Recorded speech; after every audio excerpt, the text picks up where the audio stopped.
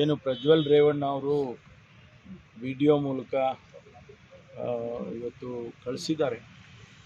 ನಾನು 31ನೇ ತಾರೀಕು 10 ಗಂಟೆಗೆ SIT ಮುಂದೆ ನಾನು ಬರ್ತೇನೆ, ಅವರಿಗೆಲ್ಲ ಸಹಕಾರವನ್ನು ಕೊಡ್ತೇನೆ ಅಂತ ಏನು ಹೇಳಿದ್ದಾರೆ ಅದನ್ನು ನಾನು ಸ್ವಾಗತ ಮಾಡ್ತೇನೆ.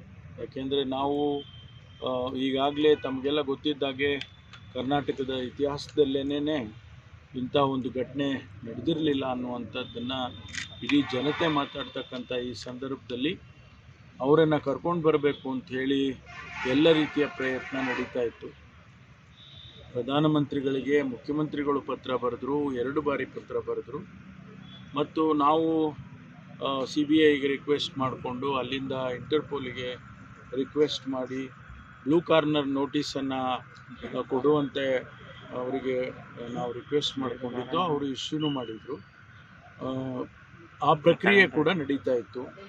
ನಾವು ಕೇಂದ್ರ ಸರ್ಕಾರಕ್ಕೆ ಅವರ ಡಿಪ್ಲೊಮ್ಯಾಟಿಕ್ ಪಾಸ್ಪೋರ್ಟನ್ನು ಕ್ಯಾನ್ಸಲ್ ಮಾಡಿ ಅವರನ್ನು ಆದಷ್ಟು ಶೀಘ್ರವಾಗಿ ಇಲ್ಲಿಗೆ ಕರೆತರೋದಕ್ಕೆ ಕೇಂದ್ರ ಸರ್ಕಾರ ಸಹಾಯ ಮಾಡಬೇಕು ಅಂತ ಕೂಡ ನಾವು ಮನವಿಯನ್ನು ಮಾಡಿದ್ದು.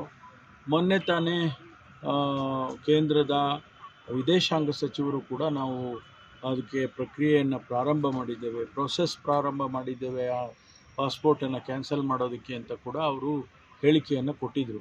ಈ ಮಧ್ಯದಲ್ಲಿ ಅವರು ಪ್ರಜ್ವಲ್ ರೇವಣ್ಣ ಅವರು ಏನು ಹೇಳಿಕೆ ಕೊಟ್ಟಿದ್ದಾರೆ ಅದು ಸ್ವಾಗತ ಮಾಡ್ತಾನೆ. ಖಂಡಿತವಾಗಿ ಅವರು ಬರಬೇಕು, ಬಂದು ಇಲ್ಲಿ ಏನು SIT ಮುಂದೆ ಅವ್ರು ಏನು ಹೇಳಬೇಕು ಅದನ್ನು ಹೇಳ್ಕೊಳ್ಳಿ. ಆನಂತರ SIT ಅವ್ರ ಹತ್ರ ಏನು ಎವಿಡೆನ್ಸ್ಗಳಿದೆ, ಏನು ಮಾಹಿತಿಗಳಿದೆ, ಅದರ ಆಧಾರದ ಮೇಲೆ ತನಿಖೆಗಳು ಮುಂದುವರಿಯುತ್ತೆ.